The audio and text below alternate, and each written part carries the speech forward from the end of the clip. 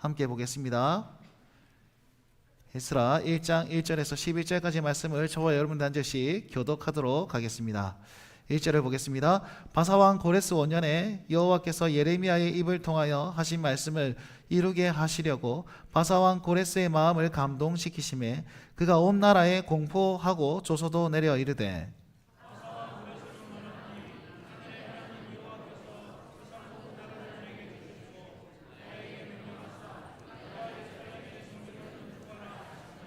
이스라엘의 하나님은 참 신이시라. 너희 중에 그의 백성 된 자는 다 유다 예루살렘으로 올라가서 이스라엘의 하나님 여호와의 성전을 건축하라. 그리야 그는 예루살렘에 계신 하나님이시라.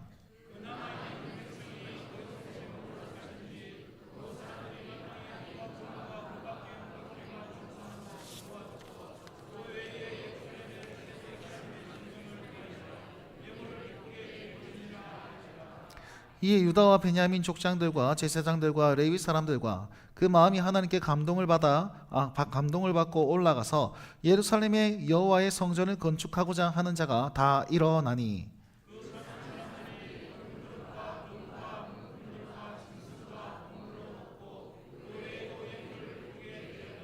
고레스 왕이 또 여호와의 성전 그릇을 꺼내니 옛적에 느부갓네살이 예루살렘에서 옮겨다가 자기 신들의 신당에 두었던 것이라.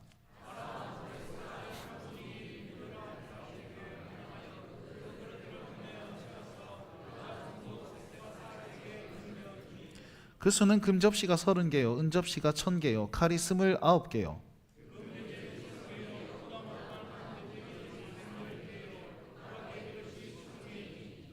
함께 읽겠습니다. 금, 은 그릇이 모두 5천 세스바살이 그 그릇들을 다 가지고 갔더라. 아멘. 오늘도 예배 가운데 나오신 여러분들 진심으로 환영하고 축복합니다. 이 시간 우리 하나님께 영광의 박수 먼저 드립시다. 할렐루야. 주님 찬양합니다. 하나님께서 우리 예배를 받으시고 은혜 주실 줄 믿습니다. 네, 감사합니다. 오늘부터 제가 에스라 말씀을 함께 볼 텐데요. 에스라, 느헤미야, 이 성경이 나눠져 있지만 한 성경입니다. 그래서 에스라, 느헤미야 말씀을 함께 전할 텐데요. 여러분, 왜 에스라, 느헤미야 말씀을 전하고자 하냐면 이 구약 성경에 정말 교회가 새롭게 되고 교회가 회복되고 성도들이 살아나고 영적 부흥이 일어난 성경이 바로 에스라, 느헤미야에 나타나기 때문입니다. 그래서 제가 2025년 활력 있는 교회라는 표어를 가지고 나아갈 때에 제일 첫 주부터 이 말씀을 전하고 싶었는데 로마서가 상당히 길어지는 바람에 지금이서야 5월 첫째 주에서야 이 말씀을 함께 나누게 됩니다. 그래서 이 말씀을 함께 들으면서 여러분 은혜를 나눌 때에 우리 교회도 이와 같은 일이 있었으면 좋겠습니다 라는 그런 심정으로 함께 말씀을 묵상하고 또 은혜를 나눴으면 좋겠습니다. 네, 여러분 그래서 오늘부터는 역사서를 좀 나눌 텐데요. 여러분 역사서는요 2가지를 꼭 기억하셔야 됩니다. 첫 번째 뭐냐면 이 땅의 역사 가운데 하나님의 역사가 따로 있다라는 거예요. 자, 지금 우리 2025년 대한민국의 역사 속에 살아가고 있습니다. 그죠? 그러면 이 역사 속에 살아가고 있는데 우리는 이 역사 가운데서 하나님의 또 다른 역사가 있다라는 사실을 믿으셔야 돼요. 그걸 가리켜서 구원의 역사, 구속사라고 하는 겁니다. 그러면 그 구속사 가운데서 우리는 뭘 보고 살아야 됩니까? 성경에서는 이렇게 얘기하고 있습니다. 우리가 이 땅에 살지만 하늘에 속한 자다라고 얘기하고 있거든요. 결국은 이 땅에 바라보고 있지만 우리는 하늘을 바라보는 사람이고 이 땅의 어떤 역사 속에 살지만 하나님의 역사를 기대하며 살아가야 된다는 것입니다. 결론적으로 얘기하면 우리는 이 역사 가운데 하나님의 역사를 기대하면서 하나님의 역사의 주인공으로서 우리는 살아가야 한다라는 것입니다. 여러분 그럴 준비가 되셨습니까? 그러기 위해서는 우리는 믿음이 필요하고 순종이 필요하고 하나님 말씀 안에 있는 그런 은혜가 필요하다라는 것이죠. 오늘 그 역사가 여기에 굉장히 잘 나와 있습니다. 1절 말씀 보시면 이렇게 나와 있습니다. 1절 말씀을 다 같이 한번 읽어볼까요? 1절 말씀 읽습니다. 시작. 바사왕 고레스 원년에 여호와께서 예레미야의 입을 통하여 하신 말씀을 이루게 하시려고 바사왕 고레스의 마음을 감동시키시매 그가 온 나라에 공포도 하고 조소도 내려 이르되 아멘. 자, 1절 말씀 보시면 이 당시 일반 역사는 어떤 역사입니까? 바로 바사왕 고레스 원년에 이렇게 얘기하고 있습니다. 바사왕 고레스라는 사람이 통치를 시작할 그때에 라는 어떤 일반 역사를 쫙 얘기하고 있거든요. 그 일반 역사 가운데 하나님의 역사는 어떻습니까? 그 다음 말씀이 있습니다. 여호와께서 예레미야의 입을 통해 하신 말씀을 이루게 하시려고 라고 되어 있는 것이죠. 자, 제가 거듭 말씀드립니다. 지금 우리나라를 살아가고 있지만 그럼에도 불구하고 하나님께서는 역사를 이루고 계십니다. 마찬가지로 바사왕 고레스가 통치할 그 시점에 하나님께서는 자기 말씀을 이루시려고 또 다른 역사를 진행하고 있습니다 라는 것이 이 시작이라는 것입니다. 그러니까 우리는 어떻게 봐야 됩니까? 아하, 저 역사, 고레스가 뭐 했는지, 고레스가 어떻게 했는지 여기에 집중하는 것이 아니라 그를 통해서 하나님이 무슨 일을 행하셨는지에 집중할 때에 우리가 하나님의 역사를 바로 이해하고 하나님의 역사의 주인공이 될 수 있겠구나, 여러분 이렇게 믿고 나아가셔야 되는 거예요. 그래서요, 이 역사서는 일반 역사도 알아야 될 뿐만 아니라 하나님의 말씀도 알아야 되며 이 말씀을 어떻게 우리가 바라볼 수 있는 시각이 필요하다는 것입니다. 그래서 제가 조금 어려운 이야기일 수도 있지만 이 바사왕 고레스 원년이라는 것에 대해서 살짝 설명드리도록 하겠습니다. 여러분, 이 당시 BC 539년인데요 이 당시에 그 이전에 강대국이 있었습니다. 이 강대국의 이름은 아수르라는 강대국이 있습니다. 자, 아수르라는 강대국이 망합니다. 그 다음에는 어떤 강대국이 일어나냐면 바벨론이라는 강대국이 나타납니다.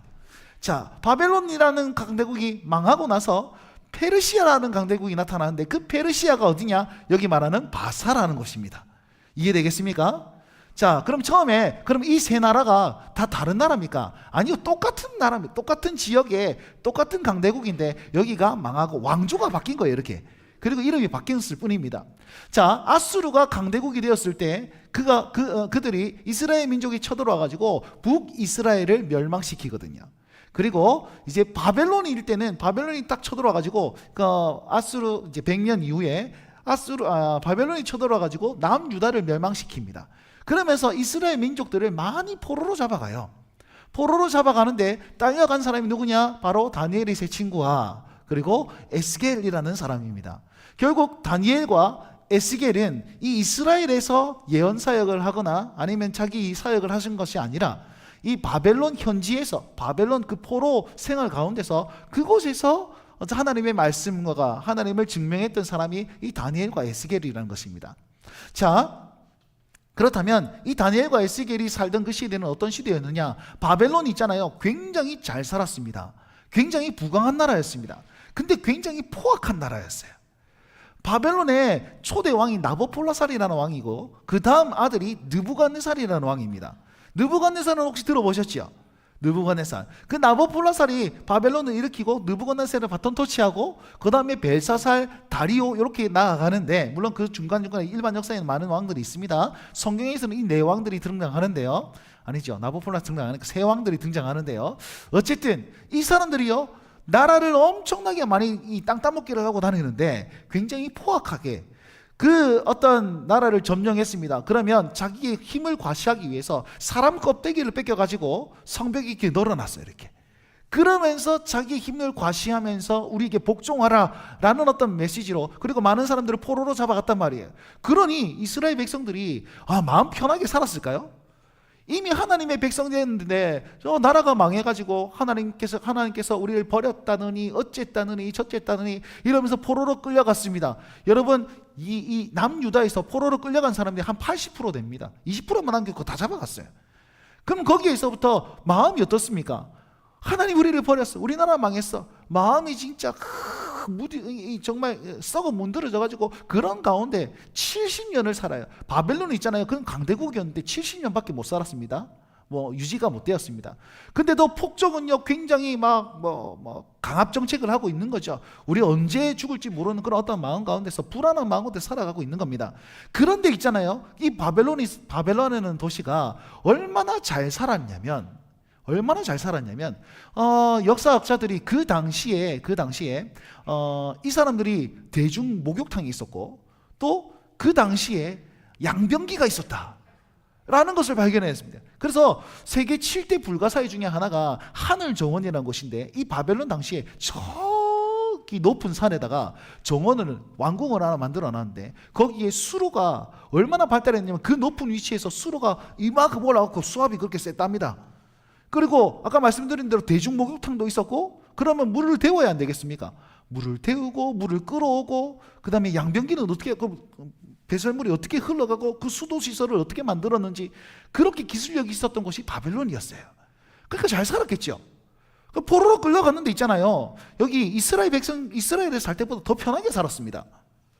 그런 어떤 부분들 가운데 이 사람들이 혼돈이 오기 시작하는 거예요. 야, 하나님 진짜 날 버렸어라는 그런 어떤 그 절망감과 동시에 와, 여기도 살만하네, 이런 게 복합적으로 일어났던 것이 바로 이 바벨론이었습니다.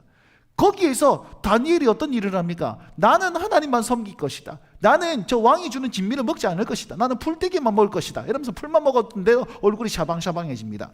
그래가지고 하나님만 섬기고 나아가는 그런 모습들이 있었고, 다니엘의 세 친구는 어떻게 됩니까? 풀무불에 막 들어갔다 막 돌아다니다가 거기서 다시 나와가지고 하나님이 살아계신 것을 그 자리에서 증명해냈습니다. 또 다니엘이 노년에는요, 나는 절대로 다른 신들에게 기도하지 않겠다, 그러면서 하나님께만 기도하겠다라고 하면서 사자굴에 들어갔다 나왔단 말이에요. 그러면서 왕이 3번 바뀌는 동안에 다니엘이 권력을 유지하면서 그 나라에서 가장 계속 있었던 사람이, 하나님의 보호하심 아래서 하나님을 증명했던 사람이 다니엘이었습니다. 그리고 그 다니엘이 고위 관직이었기 때문에 그 모든 사람들이 다니엘을 알았을 것이고, 또 다니엘의 하나님을 똑바로 알았다는 것입니다. 에스겔은 뭐 하십니까? 에스겔은요, 하나님은 이스라엘의 하나님이 뿐만 아니라 만국의 하나님입니다. 열방의 하나님입니다. 이걸 증명해냈어요. 저기서만 역사하시는 하나님이 아니라 이 바벨론 여기에서 역사하고 있습니다. 여러분의 폭정에 시달리는 여기에서 역사하고 있습니다. 하나님 여러분을 버리지 않았습니다. 하나님 말씀을 보십시오. 70년 뒤에 회복하실 거라 말씀하시지 않았습니까? 그러니까 여러분, 하나님을 믿으십시오. 하나님 이곳에서 우리를 돌보아 주시고 이곳에서도 여전히 하나님으로 살아계십니다 라고 얘기하고 있는 거예요. 환상을 보는데 눈이 엄청나게 많이 붙어 있는 거예요. 뭐 수레에. 그 말은 무슨 말입니까? 하나님이 불꽃 같은 눈으로 우리를 쳐다보고 있습니다. 이 얘기를 쭉 하면서 하나님은 이 바벨론 땅에 우리 민족, 이스라엘 민족을 포기하지 않고 여전히 우리와 함께하고 계십니다. 이 얘기를 하고 있는 거예요. 자, 보십시오. 이 메시지를 들은 이스라엘 백성들은 어떤 마음이 들까요? 어떤 마음이 들까요? 첫 번째는 뭐냐면 희망이 생기겠죠. 야, 하나님이 우리와 함께 하시겠지. 소망은 생기는 거예요. 저 바벨론이 폭정으로 다스려도 막 사람 껍데기를 벗기고 막 위협하고 막 두려움을 줘도 하나님 여기 계신 거야. 하나님 우리와 함께 하시는 거야. 소망이 생길 겁니다. 우리 해방의 날이 있을 것이야. 여러분, 우리 일제시대에도 마찬가지입니다. 선교사님들의 어떤 메시지를 막 들으면은 그 해방을 꿈꾸면서 독립운동가 중에 대다수의 사람들이 기독교인이었거든요. 그래서 일제시대에는 교회가 있었으나 일본 순사들이 설교의 본문을 막았습니다. 출애굽기 설교하지 말라. 그 다음에 요한계시록 설교하지 말라. 왜냐하면 전부 다 해방이고 소망이고 이랬거든요. 그러니까 그 얘기를 하지 말라 그랬어요.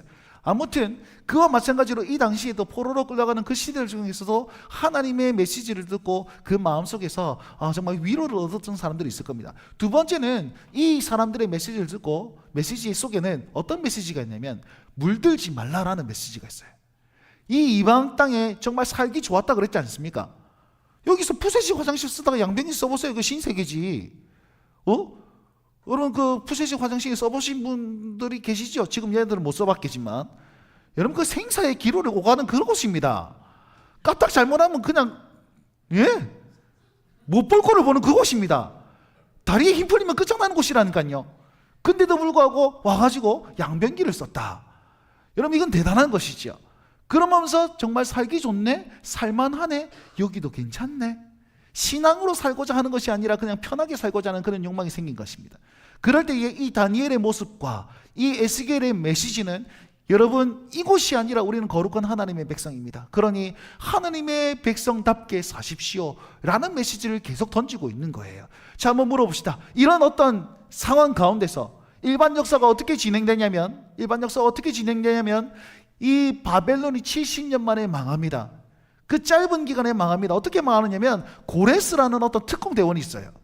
바사 왕인데, 조그마한 나라의 왕인데, 그 왕이 특공대원들을 딱 모아가지고 딱 침투해가지고 고위 관직들 1번부터 10번까지 다 죽여버립니다. 다 죽여버리면 어떻게 됩니까? 정상적인 나라라면 백성들이 일어나가지고 어디 우리 왕을 죽였냐면서 물러가라 뭐 데모를 하든지 아니면은 뭐 이게 뭐 방어선을 치든 이래야 될 거 아닙니까?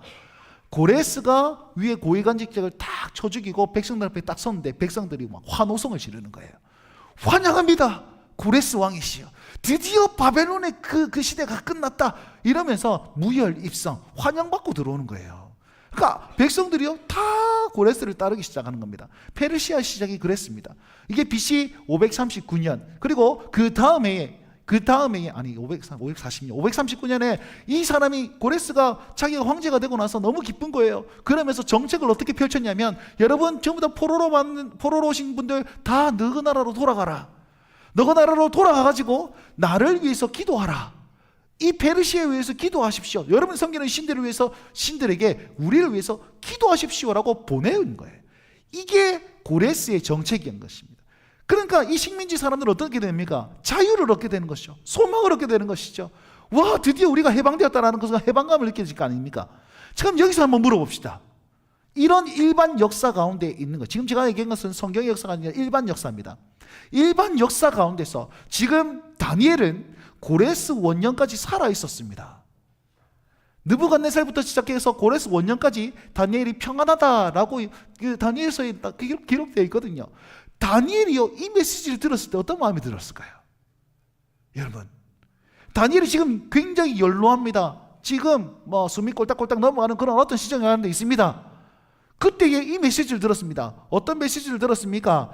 2절 말씀 다 같이 한번 읽어봅시다. 2절 말씀 읽겠습니다. 시작.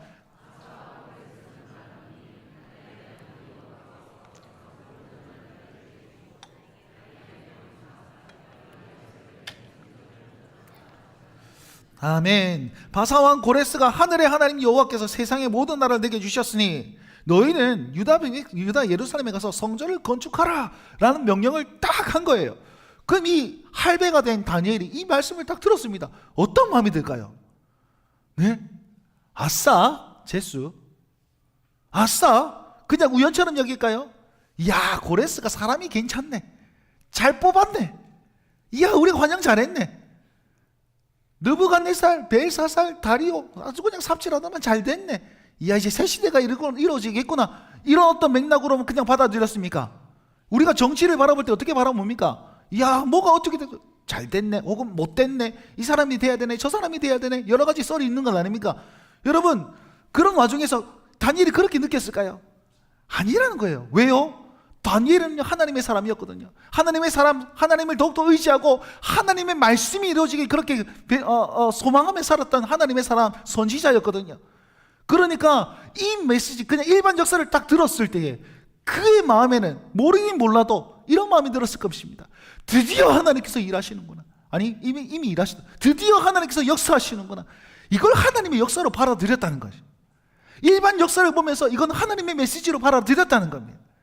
아마도 모르긴 몰라도 10년 회전하니까 뭐라고 벌떡 일어나가지고 이야 드디어 이제 됐다 성전을 건축하러 가자. 이제 하나님께서 역사하신다.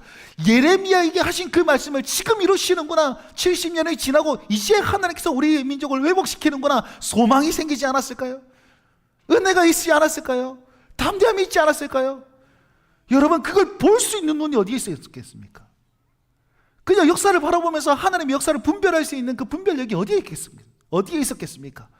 그의 삶이 하나님께로 향했기 때문에 우리는 이 역사를 바라보면서 하나님의 손길을 느낄 수 있는 거예요. 사랑하는 성도 여러분, 우리가 이 역할을 감당해야 되는 거예요. 우리에게 있어서는 우연이는 없습니다. 우리에게 있어서는요 기적도 일상입니다. 왜요? 하나님께서 역사하시기 때문에. 우리의 절망 가운데 있어요. 정말 식민지 가운데 있었다 칩시다.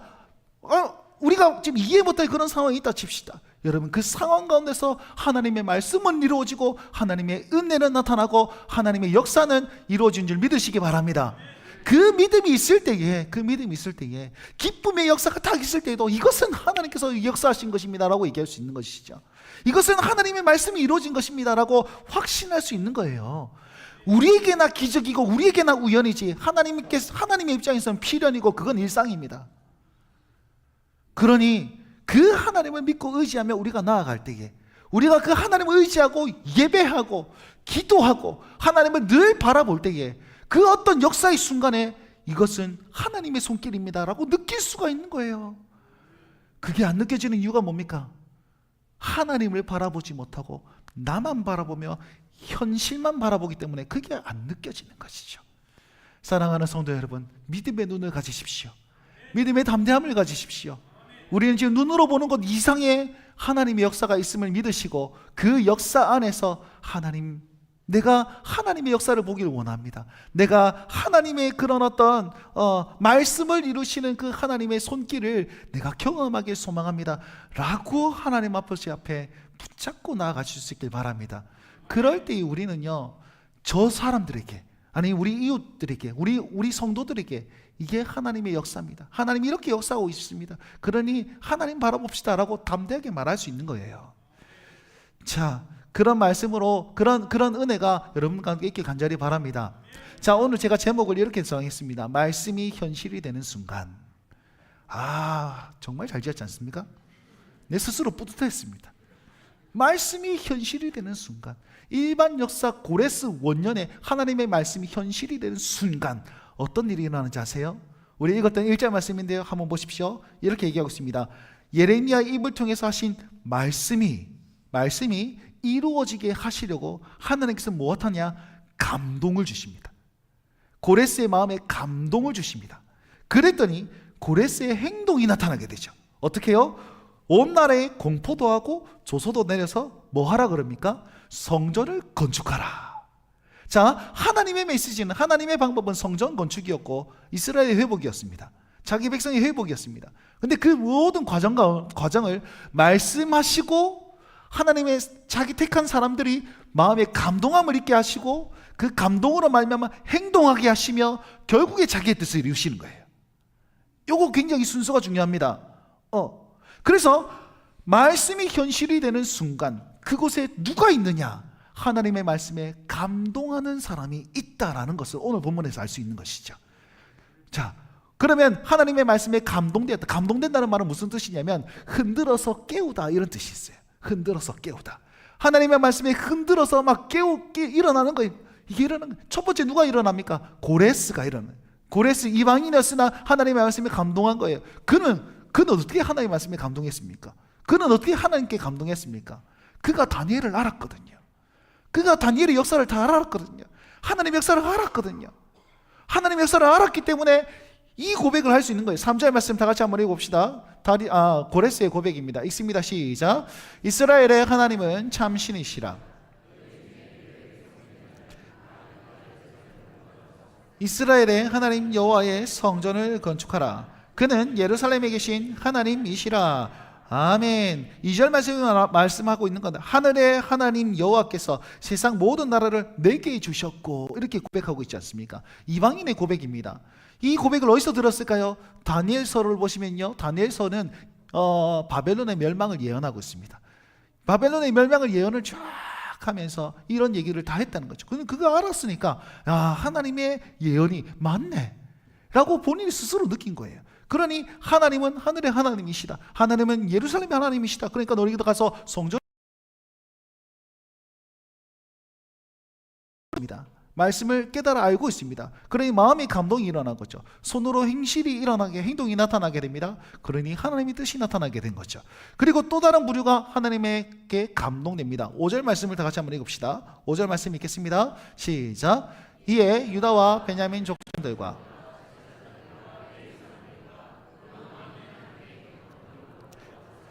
예루살렘의 여호와의 성전을 건축하고자 일어나니. 아멘. 누가 감동을 받습니까? 유대 사람들이 감동을 받습니다. 이스라엘 민족들이 감동을 받습니다. 야, 하나님께 감동을 받아서 우리 한번 일어납시다. 성전을 건축하러 갑시다. 이렇게 얘기하는 거예요. 여러분, 이 고백이 굉장히 어려운 고백입니다. 그래서 바벨론에서 돌아간 사람들이 20%도 안 돼요. 20%도 안 됩니다. 그만큼 작은 사람들이 나타나게 됐는데, 왜냐하면 여기가 아까 말씀드린 바벨론 살기 좋았거든요. 70년 지나고 그것에 터잡아 사니까 여기도 살기 괜찮네. 그럼 이런 것도 있고, 식민지로 살고 있지만 굉장히 부당한 대우는 받고 있겠지만 그래도 문화생활 괜찮고 좀 살만하고 이제 좀 정착되었으니까 다시 가면 다시 삽질해야 되고 다시 뭐 이렇게 해야 되고 너무 귀찮은 거죠. 자, 그래서 이 고백이 굉장히 중요한 고백이에요. 모든 것을 다 내려놓고 가고자 하는 그런 마음이 생긴 거죠. 언제? 하나님께 감동할 때. 하나님의 감동이 있던 사람들은 행동하게 되어 있어요. 그리고 헌신하게 되어 있습니다. 또 다른 부류가 하나님께 감동되는데요. 6절 말씀을 다 같이 한번 읽어봅시다. 6절 말씀 읽겠습니다. 시작. 그 사면 사람들이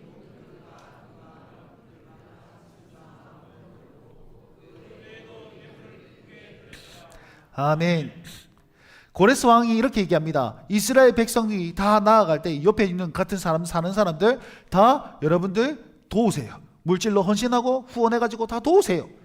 도와가지고 그 사람들이 잘 갈 수 있도록 짐승도 주고 물품도 주고 예물을 좀 드리세요 라고 명령했습니다. 여러분 같으면 주겠습니까?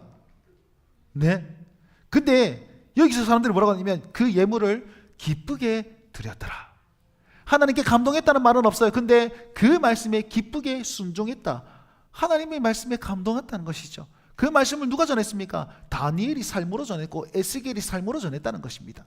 그러니 그 이방 민족들도 하나님에 대해서 알았어요. 하나님에서 알았으니까 그들에게 기꺼이 내어놓을 수 있는 그런 믿음이 생긴 것이죠. 자, 요약하자면 이렇습니다. 황제인 고레스가 하나님께 감동했고 유대 민족들이 감동했고 이방 사람들이 감동했습니다. 세상을 감동시키셨습니다. 하나님께서 일을 시작하시니 하나님의 감동된 사람들이 몰려들기 시작하는 것이죠. 그 하나님의 감동된 사람들로 말미암아 자기의 뜻이 이루어지는 거예요. 결국 하나님의 말씀이 현실이 되는 순간 하나님께 감동받은 사람, 그 마음을 흔들어서 깨우침을 받은 사람들이 거기에 있을 때에 하나님의 역사가 일어난다는 사실입니다. 그 사람들이 누굽니까? 저와 여러분들이 되지 않을까요?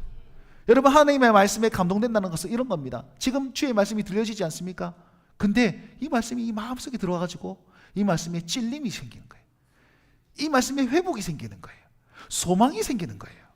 치유가 생기는 것이고 내가 행해야 되겠다는 어떤 결단이 생기는 거예요. 그러니까 이 마음 가운데 그 행함들을 내뱉는 사람, 행동하는 사람, 이것이 바로 하나님 말씀에 감동한 사람의 특징입니다. 여기에서 지금 많은 사람들이 말씀을 듣고 있는데 어떤 사람들은 그냥 이렇게 나갈 수도 있겠고 믿음이 없는 사람들은 그냥 뭐 그럴 수도 있을 겁니다. 그리고 나서 좋은 말씀이구나 라고 받아들여지긴 한데 말씀을 까먹고 행동으로 이어지지 못하는 사람들도 있을 겁니다. 여러분 꼭 기억하십시오. 오늘 이 말씀 이방인이라도 그 말씀에 반응했다면 하나님의 역사에 쓰임받는 도구가 되는데 신자라도 유대민족이라도 아이고 나는 그냥 여기 있을란다 말씀을 들었지만 그 말씀에 감동이 없고 그냥 그 자리에 안주하는 사람들도 있었다는 것입니다. 여러분 과연 어떤 사람들입니까? 우리는 과연 어떤 사람들이 되어야 됩니까? 말씀을 듣는 이 자리에서 여러분의 마음은 지금 어떠합니까? 내 생각은 어디로 향하고 있습니까? 하나님의 말씀이 현실이 되는 순간 하나님의 말씀에 감동했던 그 사람을 통해서 주의 놀라운 역사가 이루어짐을 믿고 우리가 그 하나님의 사람 되시길 간절히 바랍니다. 자, 그리고 여러분 여기서 주목해야 될 말씀이 있는데요. 7절 말씀을 다 함께 읽어봅시다. 7절, 8절, 7절과 8절 말씀을 다 같이 읽어봅시다. 시작.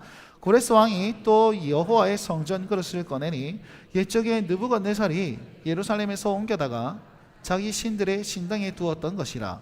바사왕 고레스가 창고지기 미드라스에게 명령하여 그 그릇을 꺼내어 세워서 유다 총독 세스바살에게 넘겨주니. 아멘. 자, 이 말은 무슨 말이냐면 고레스 왕제가 느부갓네살 왕이 그 성전을 탈취해가지고 가져온 성전 기물들이 있었습니다. 그것을 그 세스바살에게 넘겨주어서 너 이거 가져가가지고 성전 건축에 좀 써라. 성전 건축하면 성전 기물이 있어야지 기도하고 예배할 것 아니냐. 다시 줘라 라면서 주는 것이죠. 나중에 보니까 그걸 세어서 보니까 은근 그릇이 모두 5,400개라 라고 얘기하면 5,400개를 준 거죠. 여기서 말하는 세스바살은요 스룹바벨이라는 사람입니다. 스룹바벨. 자, 여기서 바벨론에서 이제 포로 귀환을 해요. 3차로 가는데 첫 번째 대장이 누구냐면 이 세스바살 스룹바벨이 데리고 첫 번째 갑니다. 두 번째 에스라가 갑니다. 세 번째 느헤미야가 가요. 이게 포로 귀환 세 차례에 있는 것입니다. 자, 아무튼 여기에서 이 리더에게 다 이 성전 기물들을 다 주게 됩니다. 자, 그런데요, 고레스는요 성전 기물 주면서 하나님 예배하라 라고 얘기했는데 몇 년 전, 2, 3년 전이라고 추측할 수 있는데요, 벨사살 왕이라고 했어요. 바벨론 시대에 벨사살 왕이라는 사람이 있었는데, 이 사람은 어떻게 행동했느냐? 이 사람은 어떻게 행동했느냐? 전쟁이 일어났습니다. 그래서 그의 아비인 느부갓네살은 전쟁하러 나가요. 전쟁을 하는데, 야야, 내가 전쟁에 나갈 동안 네가 나라를 잘 다스려라 하고 전쟁터에 나갔는데, 이 벨사살 왕은 뭐 하냐면 1000명의 대신들을 다 불러모아서 잔치하기 시작하는 거예요. 제정신이 아니죠. 전쟁을 하는데, 뭐 전쟁이고 나발이고 우리는 그냥 열심히 내가 가진 것 열심히 삽시다 이러면서 막 술판을 벌입니다. 술을 마시고 또 술을 마십니다. 그래서 시기가 이만큼 올랐더니 갑자기 신하들을 불러가 이렇게 얘기하는 거예요. 자, 우리 그 아버지 느부갓네살이 저기 예루살렘 성전에서 갖고 온 그릇 있잖아. 그 갖고 와봐라. 다 한 잔씩 들어라. 거기서 술을 부어가지고 성전 기물을 가지고 술잔으로 삼았습니다. 술잔으로 삼아 그걸 마시면서 뭐라고 하냐면 금과 은과 뭐 나무로 된 어떤 신들을 찬양하면서 하나님을 비방하는 그런 일들을 행합니다. 어디에 나와 있느냐? 다니엘서 5장 23절 22절 23절에 나와 있습니다. 다 같이 한번 읽어봅시다. 다니엘서 5장 22절 23절입니다. 읽어봅시다. 시작. 벨사살이여 왕이 그 아들을 떼어서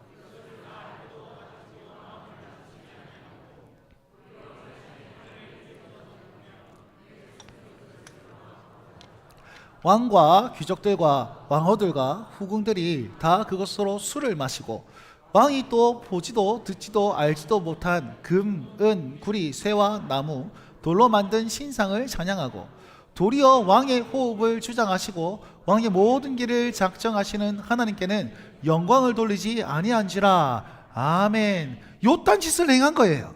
그러니까 선지자가 또 다니엘이 와가지고, 왕이 지금 어찌 그런 짓을 합니까? 당신의 호흡과 그리고 당신의 모든 길을 작정하시는 하나님께 영광을 돌리지 아니하였습니다 라고 말하는 순간 뒤에서 손가락이 묵 나타나가지고 뒤에서 여기 쓰는 거예요. 막 씁니다. 메네메네 데겔 우바르신 막 씁니다. 그러면서 다니엘이 이렇게 해석합니다. 저 말이 무슨 말인지 압니까? 당신의 시대가 끝났습니다. 네가 끝났다? 아작낸다? 라고 얘기하면서 그런 일들이 딱 나타나게 되는 거예요. 자, 한번 보십시오. 같은 성전 기물을 대하는 태도가 다른 거죠. 자, 벨사살이라는 사람은 그것을 술잔으로 사용한 반면에 고레스 왕자는 어떻게 하고 있습니까?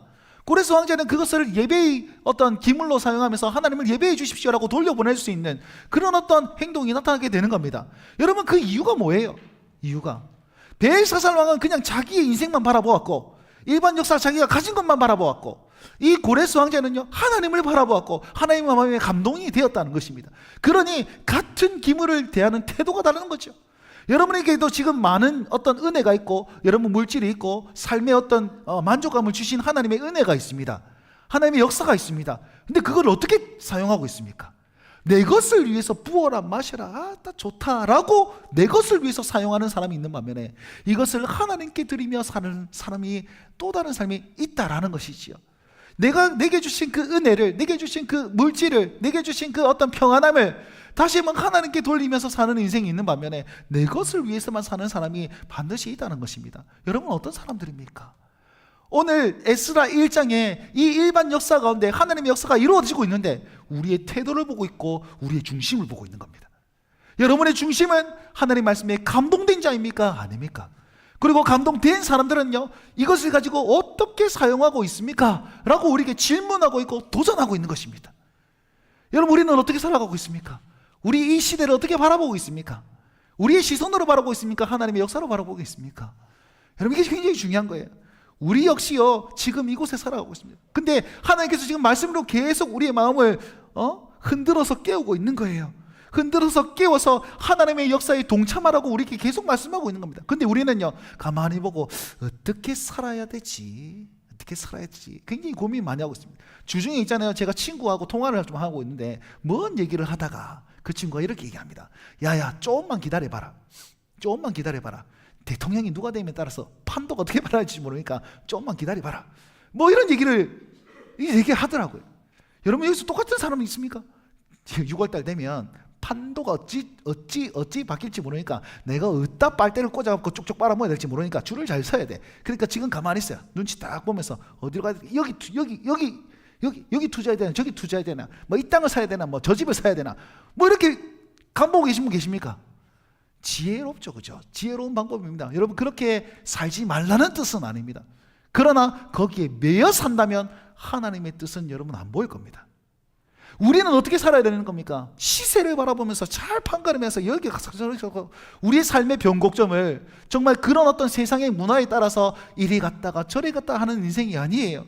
우리는요, 하나님의 결정과 하나님의 행동을 믿고 성경적인 역사관을 가지고 하나님 어디로 살아야 됩니까? 지금 시대가 어디로 흘러가고 있습니까? 악한 시대에 나는 어떻게 거룩하게 살아야 됩니까? 라고 물어보면서 내 삶을 그렇게 행동할 때에 하나님께서 그 사람을 찾으시고 그 사람을 사용하시는 것이죠. 여러분, 우리가 코로나 시대를 지냈지 않습니까? 여러분, 코로나 시대 제일 초기 어떻습니까? 제일 초기에 뉴스에서 이렇게 나옵니다. 전국에서 코로나 환자가 37명이 나타났습니다. 지금 따지면 37명 콧방귀 끼는 거 아닙니까? 지금 우리가 얼마나 백신 일감 맞으면 됩니다. 팔뚝을 얼마나 내밀어갖고 한 방, 두 방, 세 방, 네 방 얼마나 맞지 않습니까? 효과가 있습니까? 다 걸릴 사람 다 걸렸어요. 이미 다 걸리고 난 다음에 면역성 생기니까 지금은 감기 취급하고 있지 않습니까? 근데 그때는 얼마나 벌벌 떨었어요. 우와, 전국에 37명이 나타났대. 우와, 아주 그냥 어리석은 인생 아닙니까? 응? 그때요, 청도에 신천지 모여가지고 막 확산됐다 아닙니까? 확산됐잖아요. 그래서 어떤 뉴스가 나타나면 동대구역을 그냥 무사 통과하자, 사람들을 태우지 말자, 프리패스 하자. 가가지고 어디서 오셨습니까? 혹시 대구에 가보신 적 있습니까? 그런 조사하고 난리 쳤지 않습니까? 네? 근데 지금 가만히 보십시오. 그거 얼마나 웃깁니까? 네? 왜 그렇게 두렵고 떨었습니까? 시대가 코로나 시대니까 아주 그냥 두렵고 이렇게 살면 안 되고 저렇게 살면 안 되고 이렇게 살아야 되고 저렇게 살아야 되고 온갖 말 속에서 우리는 두렵고 떨리는 마음으로 벌벌 떨었단 말이에요. 근데 일반 역사에 그거는 지나가면 끝입니다. 지나가면 끝이에요. 거기에서 하나님의 역사는 우리 어떻게 바라보았습니까? 네? 여러분, 그 시절에 어떻게 하나님의 메시지를 읽고 어떤 식으로 행동했습니까? 저는 제가 가장 잘했던 게 있습니다. 그때 모이지 말라 주구장창 모이지 말라 할 때 우리는 모여야 된다. 그러면서 한 달에 한 번씩 집회를 쭉 했어요. 어제 이곳에서 46차 청춘고백이라는 집회를 우리 교회에서 했었습니다. 한 달에 한 번 46번 했으니까 계산이 어떻게 됩니까? 모르겠다. 그거를 있잖아요. 그거를 코로나 전부터 했겠네. 아무튼 코로나 시대도 제가 죽으라고 했어요. 죽으라고. 계속 우리 버티기 집회하자. 버티기 집회 했다가 코로나 끝나면 달려가 보자. 코로나 끝났다고 그때서 시작하면 늦다. 지금 우리 계속 해보자. 계속 46차를 계속 진행해. 저는 그게 굉장히 잘했다고 저는 스스로에게 칭찬하고 있습니다. 여러분, 그 시대에 하나님의 시선을 바라보고 내가 무엇 해야 되는지 깨달아 아는 사람은 행동하게 되었습니다. 그러면 2025년 5월달 지금 우리 무엇 해야 됩니까? 지금은 어떻게 바라보고 있습니까? 6월달만 기다리면서 대통령이 누가 되냐? 아니면 트럼프가 어떻게 나올지 이거 정세 보면서 이렇게 보고 있습니까? 아니요. 하나님 말씀은 어디로 이루어지는지, 하나님은 이 세상에, 이 패역한 세상에 어떻게 역사하시는지 하나님의 마음으로 보고 하나님의 말씀 앞에서 내 심정을 쏟아놓고 하나님의 말씀 앞에서 감동된 주의 백성들이 내 손을 하나님께 드릴 때에 그때에 하나님의 역사가 이루어지는 것이지, 그때의 하나님의 역사가 우리 눈에 판단되고 다니엘처럼 우와, 하나님이 이렇게 역사하셨군요 라고 감동할 수 있는 그 감격이 있을 것인데, 여전히 세상 두리번 보고 있다가는 여러분, 하나님의 메시지를 읽을 수가 없어요. 그 하나님의 감동은 내 것이 아닙니다. 다른 사람의 것이 되겠지요. 그러니 여러분, 우리의 마음을, 우리의 영혼을 예민하고 기민하고 민감하게 판단하면서 지금 내가 무엇 해야 됩니까? 하나님의 마음이 지금 어디에 있습니까? 하나님 그 마음대로 하나님의 마음에 동하여서 내가 그렇게 살아가겠습니다 라고 할 수 있는 그런 사람이, 주의 말씀에 감동된 그 사람이 하나님의 역사의 주인공이지, 그것이 없는 사람은 하나님의 역사의 엑스트라밖에 안 돼요. 조연밖에 안 되는 거예요. 그러니 여러분, 우리 마음 가운데 오늘 이 말씀이 하나님의 말씀을 이루려고 하는 그때에 말씀이 현실이 되는 순간 막 감동되는 주의 백성이 우리가 되고, 그 감동되는 주의 백성이 그 현실 가운데 있을 때에 주의 놀라운 역사를 우리가 깨달아 알고 기뻐할 수 있는 그 은혜가 있을 줄 알고, 여기 계신 모든 우리 성도들이, 우리 교회가 그 역사의 주역이 될 수 있는 그런 하나님의 사람들, 하나님의 교회 될 수 있길 주의 이름으로 축원드립니다.